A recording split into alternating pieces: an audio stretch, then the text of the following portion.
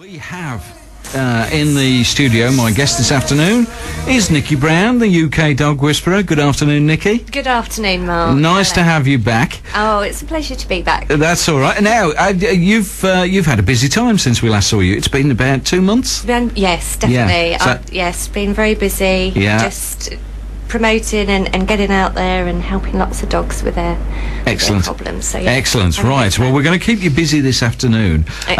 When you were on last time, we had quite a lot of feedback.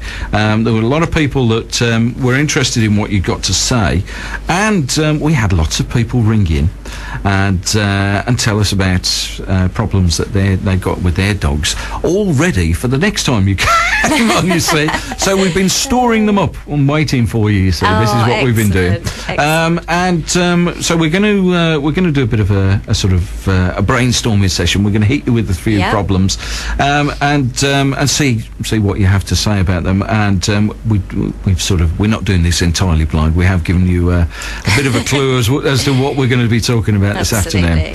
Okay, now then, one of the things that I know is a problem nowadays, especially because people are out at work a lot more, and dogs are left on their own. And Sylvia rang up. She's got a Doberman. Digby the Doberman, which I must admit I quite like that. Now, some years ago, I think there was a Disney film, Digby the Biggest Dog in the World. So I've no idea how big Digby the Doberman is, but I think he's probably huge. He is huge, is he? Okay, he's a 2-year-old male. And she has had a lot of problems with him barking while she's out. Now, she's tried all sorts of things, and at the moment she says she's at a wit's end. She can't. He's fine for the first half hour or so after she goes out, but then her neighbours are quite keen to tell her that he does lose the plot. And of course, being a Doberman and a big dog, his bark's fairly penetrative. So. What is this a problem that you come up against a lot nowadays? Absolutely, yeah. Like you say, there's many people gone out to work now. Dogs are being left on their own at homes a lot more. So, but saying that, you know, I can leave my dog for hours and she doesn't bark the place down. Yeah. It really boils down to the dog feeling that it's taking the pack leader position when the people go out. Yeah. And it could be a territorial sort of dominance. Yeah. He's trying to protect the territory and protect the den. He could be calling out for his pack as well. So if he believes he's the pack leader, his owners, if he thinks he's the leader, that he's going to think they're his puppies. They've gone out the door and he's calling to them to try and get them back. Yeah. It could be that he's absolutely fine and there's a noise outside that sets him off. That can always, you know, a car can go by or some milk bottles can clink, and that can set the dogs off, because to them they don't know it could be a potential threat or danger into their territory. Right, yeah. And again, they're trying to communicate to somebody, you know, to sort it out. Yes. It can be a separation anxiety, though, and as I say, separation anxiety comes from the dog believing it's the pack leader. Yes. The alpha male and female of a pack can come and go as they please, without asking their subordinate dogs where they're going, what they're doing. Right. So, if the owners have got the pack leader status, they should be able to come and go and leave the house without their dog getting stressed. Right. So it would mean going in and assessing really where he looked at his place within the pack. Okay. Yeah. I mean, I guess because we tend to forget, don't we? I mean, dogs are pack animals. They have a hierarchy, and they respond in different ways according to where they perceive themselves to be in that hierarchy. And this is one of the problems that people have, is that they suddenly find themselves subordinate animals in the pack, don't they? Yes. Yeah. Absolutely.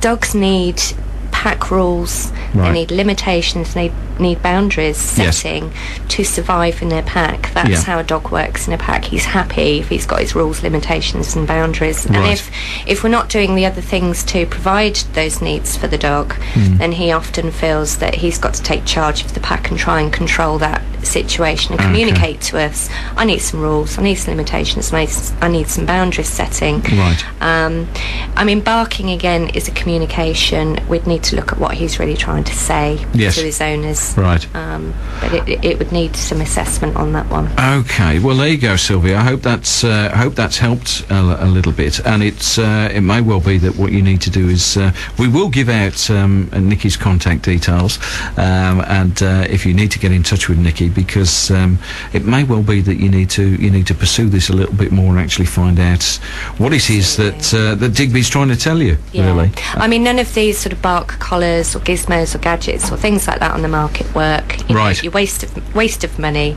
What you need to do is be able to learn to be able to communicate to your dog in his language, which I can come in and teach you how to do. Yeah. So. Well, that sounds really because there are some horrendous looking things that you can buy. Yes. I mean, a lot of them have sort of drifted over from America and that sort of thing to prevent dogs barking. And you look at them and you think, well, that looks a bit medieval to me. Yes. I don't think some of them. Some of these electric shock collars and that are just horrendous. Yes. Yeah, I've heard about this. I've never seen one. And but it's, you know, I work with the natural instincts of the animal. You should be able to have natural communication with your animal and be able to say, look, this is what I require of you, and the dog do it through choice, through decision, but through respect as well. Yes. And if you haven't got that respect as pack leader, then they're going to take over and take charge and try and tell you what to do. Right. Okay. Well, if we moving swiftly on then, while we're talking about separation anxiety, now Zach got in touch with us. He's got a Jack Russell, a 5-year-old female called Maisie. Yes. And he says she gets in a dreadful state, even if she's in a different room to him. If he's, so she has to follow him around the house. She gets very upset, very sort of dithery, and she won't settle if she's not. She has to sit by the side of him on the settee, this sort of thing. Now she had a phantom pregnancy, which before she was spayed, she's a spayed dog, but she did have a phantom pregnancy, which he said was absolutely horrendous for a while, because I mean, I think phantom pregnancies in female dogs is not a nice thing, is it? It can be very upsetting. Watch, absolutely. And but he doesn't know whether that's got anything to do with it, or if it's. But I mean, she's 5 years old, he said. So. I mean, it's been an ongoing problem by the sound of it. Absolutely. I mean, my instincts there are telling me that, yes, she's got some trauma, or she's holding on to some trauma from her past loss. Yeah. Or even though she wasn't pregnant, but she's perceived that she's had nothing there to mother. Right. She sounds like to me that she's of the mothering instinct, therefore quite a high energy dog, which we would put into a pack leader position, or she would put herself into a pack leader position in a pack. Yeah.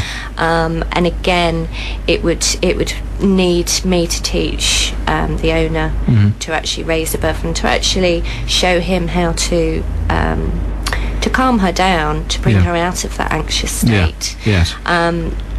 It's probably happening before he leaves the house. He's probably getting anxious because he knows she's going to get anxious. Yes.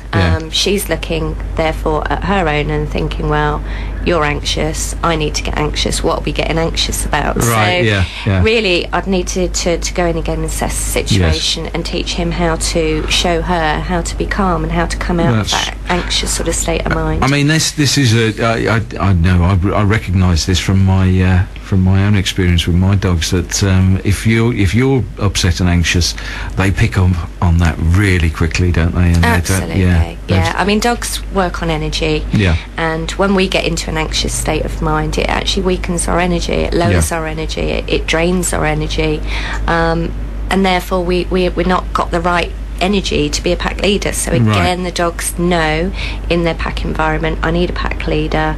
If my pack leader's not actually showing me how to do that job, then I'm going to do the job better, I'm going to take over. So if she's getting in a real state, she's probably learning as well. He's probably reinforcing the behaviour by giving her affection while she's in that state of mind.